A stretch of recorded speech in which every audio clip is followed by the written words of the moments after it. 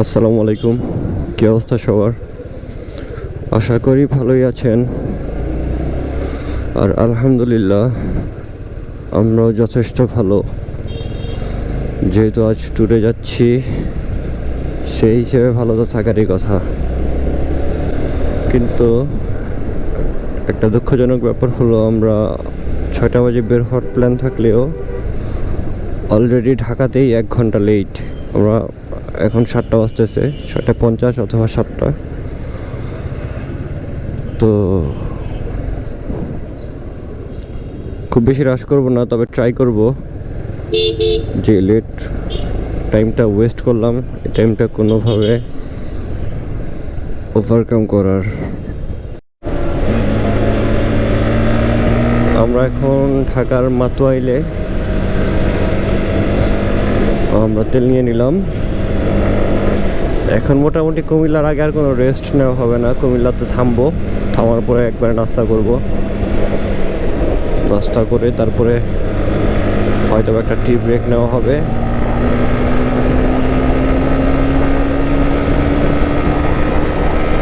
ঢাকা পার হওয়া পর্যন্ত একটু রাশই থাকবে। না সরি, ঢাকা পার হওয়ার আগ পর্যন্ত একটু স্লো চালাবো। ঢাকা পার হওয়ার পর আমরা রাশ করব, আর বাকি কথা যেতে যেতে হবে।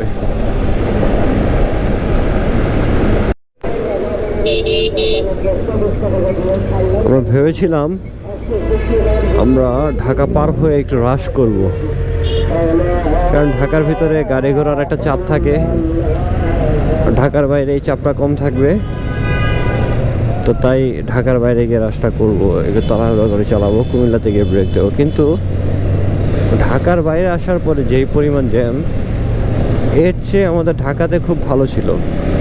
জ্যাম না অ্যাকচুয়ালি, বাট হেভি ট্রাফিক। অনেকগুলো কি বলে এটাকে, পণ্য পরিবহন রাস্তায় আজ। আর জায়গাটা ভেজা ছিল, ব্রেক দেওয়ার পর চাক্কা সামনে স্কিড করেছে। এইসব বাসগুলো, এইসব পরিবহনগুলো অ্যাকচুয়ালি কাউকে ছাড় দেয় না, কাউকে না। এত রাশ চালায় এরা, তবে তারপরেও এদের পাশে চালানোর চেয়ে, সরি অটোরিকশার পাশে চালানোর চেয়ে এদের পাশে চালানো আমি বেটার, আমি বেশি প্রিফারেবল। কারণ অ্যাটলিস্ট হুটহাট লেন ক্রস, হুটহাট এ পাশ থেকে ও পাশ, এইসব তো অ্যাটলিস্ট নাই। আর হচ্ছে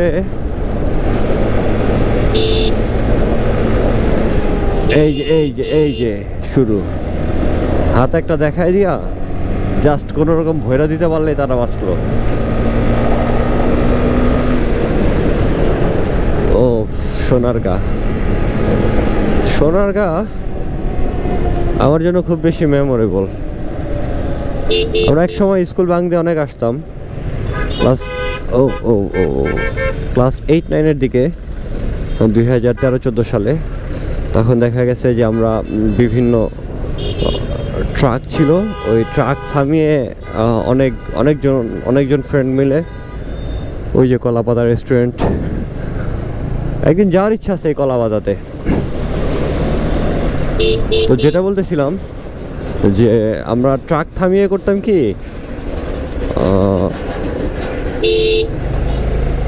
হচ্ছে গিয়ে 30-40 জন মিলে দাঁড়াতাম, আমরা ট্রাক থামিয়ে তারপরে ট্রাকে উঠতাম। ওঠার পরে বলতাম আপনারা কোথায় যাবেন। যদি যেসব গাড়ি মেঘনার দিকে আসতো, বললাম আমরা মেঘনার ওই পারে যাব, আমরা ওই সব গাড়িতে উঠতাম। ওঠার পরে এইখানে এসে নামতাম। কারণ একটা স্বাভাবিক বিষয় ছিল, তখন প্রত্যেকেরই পকেট মানি 10-20 টাকার বেশি ছিল না। তো 10-20 টাকার ভিতরে আসলে সোনারগাঁ ভাড়া দিয়ে যাওয়া আসাটা খুব একটা ডিফিকাল্ট ব্যাপার ছিল। তো আজকে খুব মজা পাচ্ছি না, একদম রাইডে মজা পাচ্ছি না। আমি ভাবছিলাম এতক্ষণে আমাদের অ্যাটলিস্ট দাউদকান্দি পার হয়ে যাওয়ার কথা, কিন্তু হচ্ছে না, সেটার সুযোগ হচ্ছে না। সেই সুযোগ হচ্ছে কই, যেই পরিমাণ ট্রাফিক আজকে, যেই পরিমাণ গাড়ির চাপ।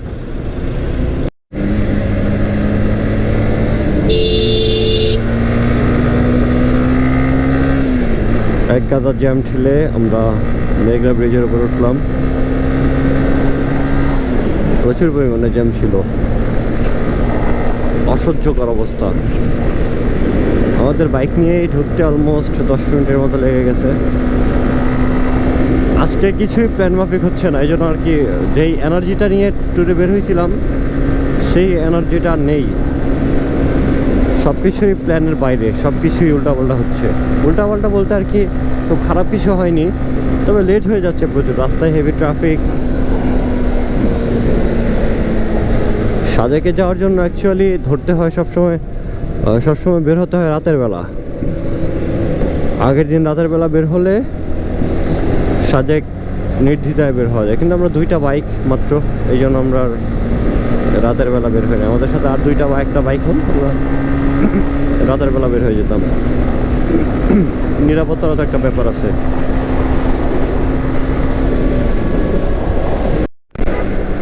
এই দিকটাতে একটু ট্রাফিক কম, গাড়ি ঘোড়ার চাপ কম বলতে এতও কম না, তবে অন্য অন্য জায়গার থেকে কম।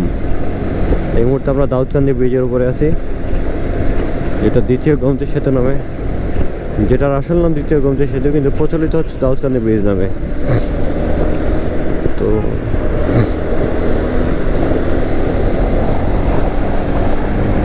আই হোপ দাউদকান্দি পার হয়ে একটু হলেও জ্যাম কমবে। আর যদি না কমে তাইলে সারা রাস্তা 70, 80, 90-এও উঠানো যাচ্ছে না অ্যাকচুয়ালি, 70 থেকে 80-র ভেতরে থাকতে হচ্ছে। কিন্তু এই স্পিডে চালাতে থাকলে তো অ্যাভারেজ রানিং থাকবে 40 থেকে 50, আর সেই স্পিডে আমরা কখনোই 3টার আগে সাজেক পৌঁছাতে পারবো না। সরি, 3টার আগে ইনানিল্লাহ। এরা যে এক একজন কি করে, এক একটা বাস পিক আপ আগে যাওয়ার জন্য। আমি ভাবছিলাম মারুফের জন্য, টেনশন করছিলাম মারুফের জন্য, ওকে ব্রেক করে উঠতে পারবে কি না সেটা নিয়ে ভাবতেছিলাম আর কি। যাক, আলহামদুলিল্লাহ সব কিছু ঠিকঠাকই ছিল। ওই পিক আপটার দোষ, ও একটা চাপ দিচ্ছে এই প্রাইভেট কারটাকে, বক্সটাকে।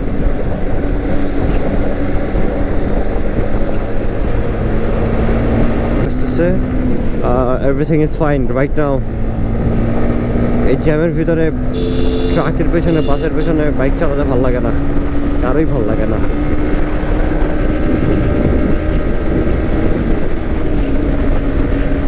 আমার মনে আছে আমরা একবার সেহরি করার জন্য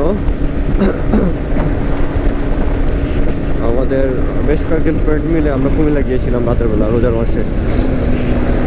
তো আমরা যখন সেহরি করে রওনা দিই, এই দিকটাতে আসতেছি আমরা, মানে এখন আমরা যে এরিয়াতে আছি এই এরিয়াটাতে আসতে আসতে অলমোস্ট সকাল 6টা, 6:30 বেজে গেছে। আমরা সেহরি করার জন্য সেই 14 গ্রাম গিয়েছিলাম।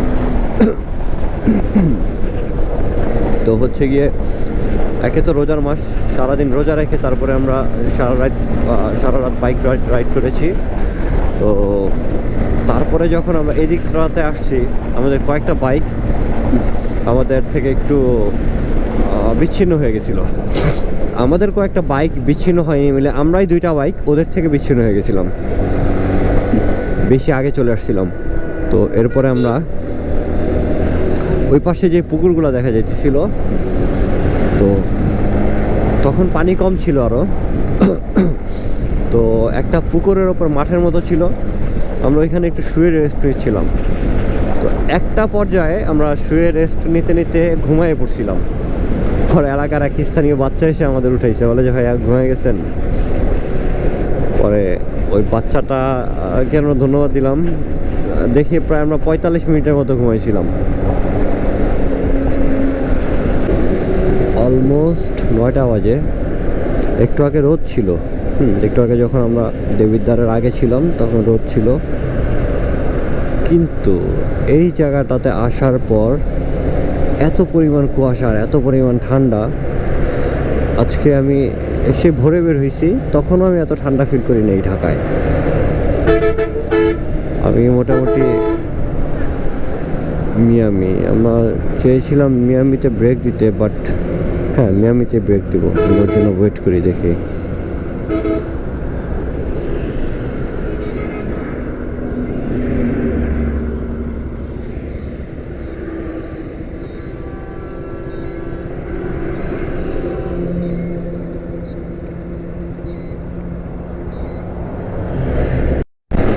Right now, I'm in Ladakh. অনেকটা এমনই মনে হচ্ছে বিকজ এত পরিমাণ কুয়াশা আই থিঙ্ক পঞ্চগড়েও পড়ে নাই। সামনের কত 100 মিটার সামনের কিচ্ছু দেখা যাচ্ছে না, আর একটা হিমবাহ যে হচ্ছে মনে হইতেছে যে আমি একটা ফ্রিজের ভিতরে।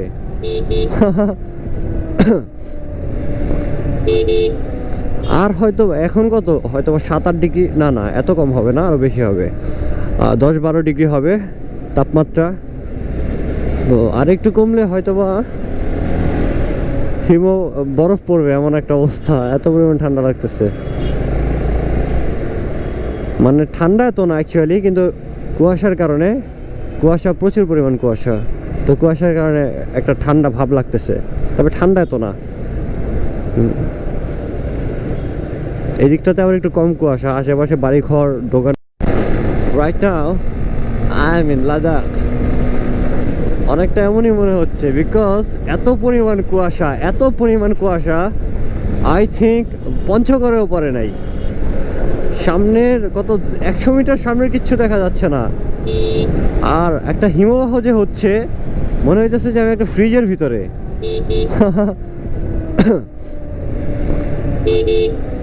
আর হয়তো এখন কত, হয়তো 7-8 ডিগ্রি, না এত কম হবে না, আরও বেশি হবে, 10-12 ডিগ্রি হবে তাপমাত্রা। তো আর একটু কমলে হয়তো বা বরফ পড়বে এমন একটা অবস্থা, এত পরিমাণ ঠান্ডা লাগতেছে।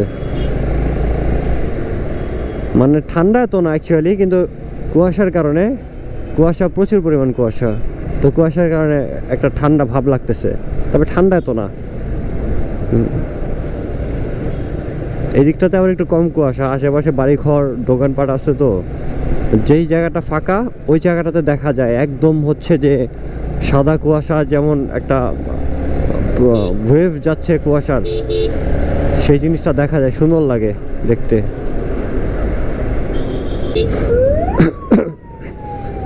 এই যে ছোট গাড়িগুলো, এই গাড়িগুলো দেখলে আমার হেরাফেরির কথা মনে পড়ে যায়। এখন তো শীত দেখে, যখন নর্মালি এইসব গাড়িগুলোতে তো কি বলে এটাকে, জানালা থাকে, কিন্তু জানালা দিয়ে খুব একটা বাতাস আসে না, বাতাস আপ ডাউন করতে পারে না। তো দেখা গেছে যে যখন আমরা গরমের দিনে চিটাগং বা কুমিল্লা বা কক্সবাজারের দিকে বাইক নিয়ে যেতাম, তখন দেখতাম যে এইসব গাড়িগুলো দিয়ে, মেইনলি এটা হচ্ছে কুমিল্লার একটা লোকাল পরিবহন, কুমিল্লার এই মাথা থেকে ওই মাথায় যাওয়ার জন্য লোকজন এই গাড়িটা ইউজ করে। এইদিকে সম্ভবত বাস টাস খুব কমই আছে। তো হচ্ছে গিয়ে এরা করতো কি, জানালা খোলা রেখে দিত, দরজা একটু ফাঁক করে রেখে দিত।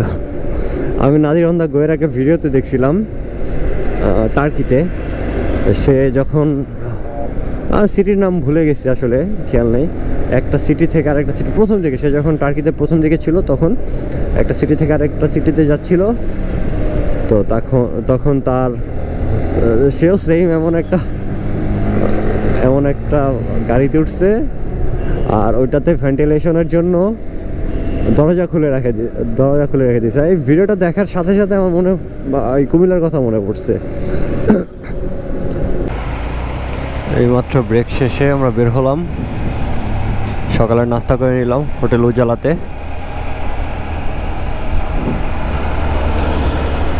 এখন খুব বেশি রাফ চালাতে হবে, বিকজ আর অলমোস্ট কি 10টার উপরে বাজে, আর আমাদের দীঘিনালা 3টার আগে থাকতে হবে।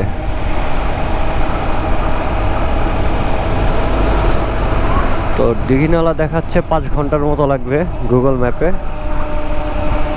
তো ব্রেক ট্রেক মিলিয়ে আর একটু বেশি টাইম লাগবে। তো সাজেক আজকে যেতে হলে কোনো ওয়ে নাই, একটু রাশ চালাতে হবে। 4 ঘন্টার ভিতরে, গুগল ম্যাপ যেহেতু 5 ঘন্টা দেখাচ্ছে, 4 ঘন্টার ভিতরে যেতেই হবে। আসলে টানা যাইতেছে এই রোডটাতে, এটা হচ্ছে মেইন কথা।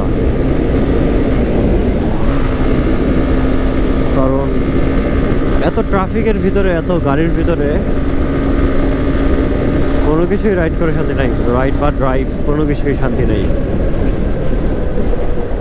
আর যেদিন একটু রাশ থাকে, আনফর্চুনেটলি সেদিনই কেন জানি একটু বেশি রাস্তায় গাড়ি ঘোড়ার চাপ থাকে। অবশ্য আজকে চাপ হওয়াটা অস্বাভাবিক কোনো কিছু না, কারণ শুক্র শনি রবি 3 দিনের মহা ছুটি। বাংলাদেশের অর্ধেক মানুষ এখন কক্সবাজার, অর্ধেক মানুষ রাঙামাটি সাজেকে, আর বাকি কিছু অংশ সিলেটে। তবে কক্সবাজারে ভালোই মানুষ যাইতেছে ইদানিং, ভালোই, খুব ভালো লেভেলের মানুষ যাইতেছে।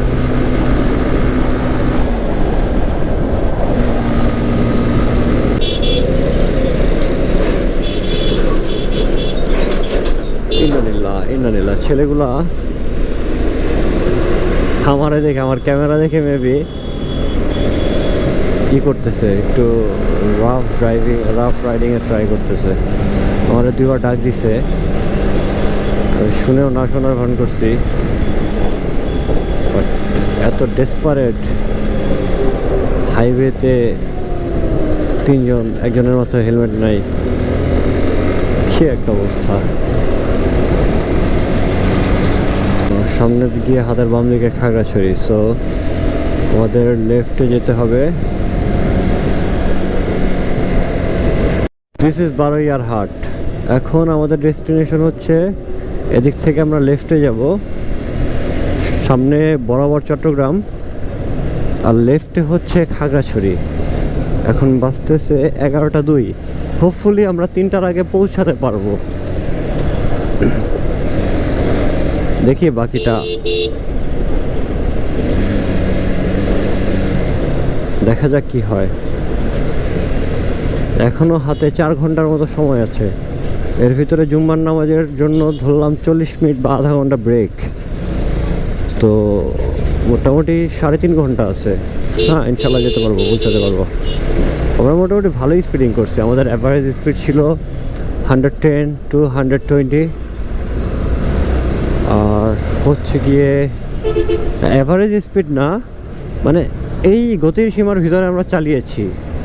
অ্যাভারেজ স্পিড বলতে গেলে কত, 90-95 হবে।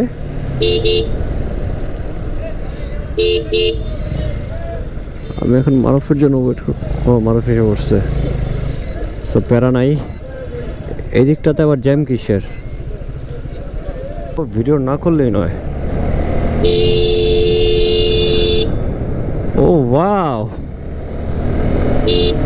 এত জোস টার্নিং। আমি ভাবছিলাম কর্নারিং করবো না, কিন্তু ওই দেখো দেখো দেখো দেখো, শহরের রাইডার যখন পাহাড়ে হুট করে এসে পড়ে। সব প্র্যাং হইতেছে। মাই গড, আমি যদি রাতে আসতাম তাহলে তো ভালো বিপদে পড়তাম, আমি তো পাহাড় থেকে পড়ে যেতাম। ওয়াও ওয়াও, আসলেও সাজেকের রাস্তা ইনক্রেডিবল। ওভারঅল 100-তে 110 দিতাম যদি রাস্তা একটু ভাঙাচোরা না থাকতো।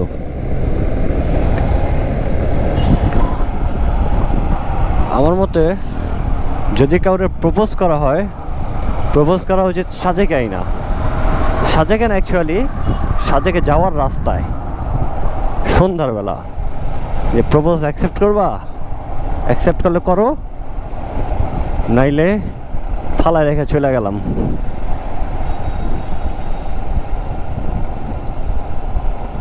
ও সামনে তো আরও যখন অবস্থা হয়তো এখানে একটা রাস্তা হবে। ট্রাকটার কি অবস্থা হয়েছে, হয়তো ওভারলোড ছিল, এই ঢালুর থেকে সামনের অংশ দাঁড়ায় গেছে। কি একটা অবস্থা। আমার বাইকের অবস্থা মোটেও সুবিধাজনক মনে হচ্ছে না আমার কাছে।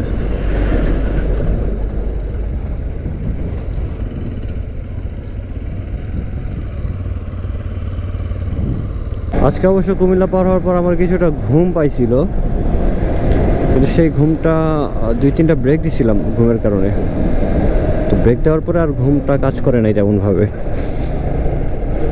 নর্মালি মনে হয়েছে। বাট এখন আমার ফুল ফ্রেশ মনে হইতেছে নিজেকে, একদম চাঙ্গা। কথা হয়েছে আমার সাথে রাইডার একটু পর পর হারায় যায় কেন। আমি খুব বেশি স্পিডিংও করতেছি না, 70 থেকে 80-র ভিতরে রাখতেছি গতি। এই গাছগুলো কি গাছ এটা আমার জানা নাই, কিন্তু গাছগুলো দেখতে সুন্দর। এটা সম্ভবত কোনো ঘাস গাছ। ঘাস গাছ হবে নাকি কোনো ডেকোরেশনের জন্য, সৌন্দর্যবর্ধক কোনো গাছ, আমি জানি না। দেখা হচ্ছে সামনে গিয়ে আবারও। আপাতত একটু রাস্তাটা এনজয় করি। ও বাজার মেবি এদিকে একটা ভিউটা দেখা যাচ্ছে কিনা আমি জানি না ক্যামেরাতে, বাট একটা অস্থির একটা ভিউ। এমন ভিউর জন্য 300 কেন 3000 কিলোমিটার রাইড করে আসলেও কষ্ট পুষিয়ে যাবে।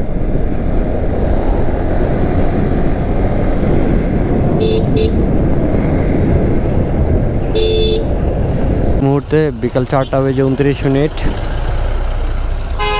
আমরা মাত্র লাঞ্চ কমপ্লিট করলাম। মেইনলি একটু রাশ চালিয়ে আসছিলাম কারণ আর্মি ক্যাম্পে এন্ট্রি করা নিয়ে, কারণ 3টা 3:30টার পর এন্ট্রি করাটা একটা ঝামেলা। তো হচ্ছে গিয়ে এন্ট্রি করে আমরা বাঘাই হাট না বাঘাইছড়ি, সম্ভবত বাঘাইর হাট, এখানে এসে লাঞ্চ কমপ্লিট করলাম। আসার পরে একটা গ্রুপের সাথে পরিচয় হয়েছে, তারাও ঢাকা থেকে আসছে। তারা টোটাল 5 বাইক। তো আপাতত তাদের সাথেই যাচ্ছি, তারা পেছনে আছে, আমি সবার সামনে। আর কি বলো এটাকে, বারোইয়ার হাট থেকে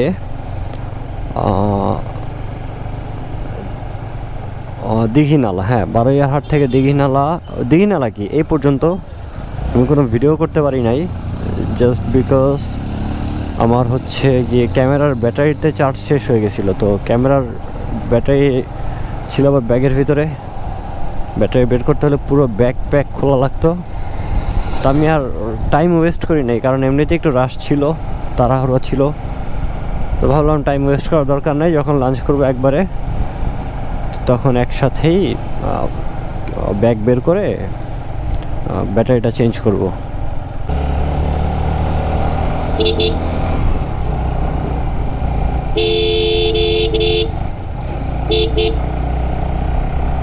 সামনে আবার গরু নিয়ে যাচ্ছে, গরুগুলা দৌড় না দিলেই হয়।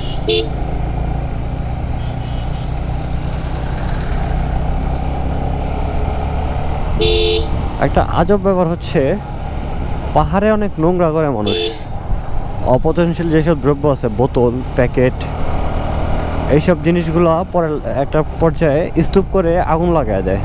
তো তখন দেখা গেছে যে আগুন লাগানোর পরও পুরোপুরি ডিস্ট্রয় হচ্ছে না এইসব অবজেক্টগুলো। তো একটা জিনিস খেয়াল রাখতে হবে, আমিও রাখবো, সেটা হচ্ছে যে পাহাড়ে, অ্যাটলিস্ট পাহাড়ে, সমুদ্র এবং পাহাড়ে আমরা যাতে কোনো প্রকার অপচনশীল দ্রব্য না ফেলি। সিটিতে তো চেষ্টা করবো না ফেলার, তবে পাহাড় এবং সমুদ্র এই দুইটা জায়গায় একদমই না।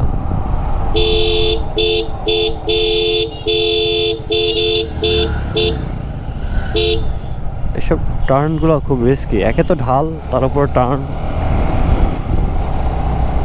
ঢালুতে এমনি স্পিড বেড়ে যায়, বাইক কন্ট্রোলে থাকে না, তার উপরে হচ্ছে আবার অনেক টার্ন। তো দেখা গেছে যে বিপরীত সাইড থেকে কিছু আসলেও তারাও খুব অ্যাক্সেলারেশন করে আসতে থাকে, কারণ ঢাল উঠবে, দেখাও যায় না ঠিকঠাক মতো। এই মুহূর্তে সময় 5:07। প্রায় সন্ধ্যা ঘনিয়ে এসছে, আমরা এখনো পৌঁছাইনি। সাজেক এখনো 13 কিলোমিটার বাকি।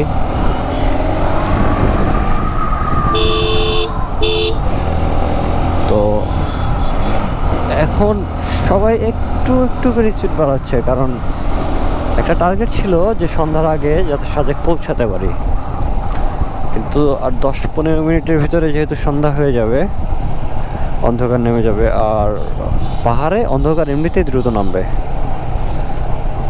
আর যেহেতু আর 13 কিলোমিটার পথ বাকি। তো সেই ক্ষেত্রে আমরা যে 30-35-এ চালাচ্ছিলাম, এভাবে করে সন্ধ্যার আগে পৌঁছানো পসিবল না। তো সবাই একটু একটু করে স্পিডিং করতেছে। মেনলি প্রবলেম হচ্ছে কি, ব্লাইন্ড টার্নগুলো যেগুলো, ওই সব জায়গাগুলো দিয়ে হুট করে বড় বড় ট্রাক এসে পড়ে। তারপরে হচ্ছে চাঁদের গাড়িগুলো। অলরেডি সন্ধ্যা হয়ে গেছে আর আমরা এখনো পৌঁছাতে পারিনি। সাজেক এখনো 7 কিলোমিটার বাকি। সম্ভবত ওই যে চূড়াটা দেখা যাচ্ছে উপরে লাইট, আমি জানি না ক্যামেরায় দেখা যাচ্ছে কিনা, ওইটাই সম্ভবত সাজেক ভ্যালি। আমি এর আগে কখনো সাজেক যাইনি, বাইক নিয়েও যাইনি, নর্মালিও যাইনি, এই প্রথম। সো এরপর থেকে আশা করি আর কোনো প্রবলেম হবে না, যদিও এবার কোনো খুব একটা আহামরি প্রবলেম হয় নাই, জাস্ট একটু লেট হয়ে গেছে। এছাড়া ওভারঅল সব কিছু ঠিকঠাকই ছিল। আমি এইমাত্র একটা দুর্ঘটনার মুখ থেকে বেঁচে আসলাম।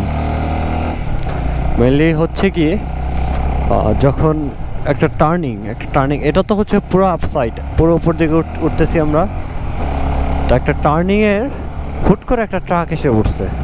তা আমি ওইটাকে সাইড দিতে গিয়ে, আবার রাস্তায় এমন ইট ফেলানো ছিল, তো আমি ইট থেকে বাঁচতে গিয়ে আর ওই ট্রাকটাকে সাইড দিতে গিয়ে একটু মাটি রাস্তার উপর চলে গেছে। তো মাটির ওইখানে কাঁচা মাটি ছিল, তবে ভেজা না, একদম ঝুরঝুরা শুকনো মাটি ছিল। তো এরপরে হচ্ছে গিয়ে আমার বাইক একদম নিচে নেমে যাওয়া শুরু করছে, বাট আলহামদুলিল্লাহ কোনোরকমভাবে এটাকে ওভারকাম করে ফেলা গেছে।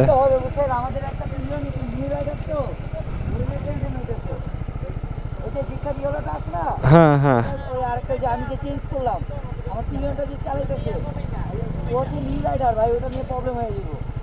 তাহলে এই জায়গায় দাঁড়ান, সবাই মিলে একসাথে উঠতে হবে। তবে আমি জানি না এখান থেকে দেখা যাচ্ছে কিনা, but the view is amazing. ওই ভাই, বাইকগুলো করেন, অফ করেন, সবাই আসুক। Good morning guys.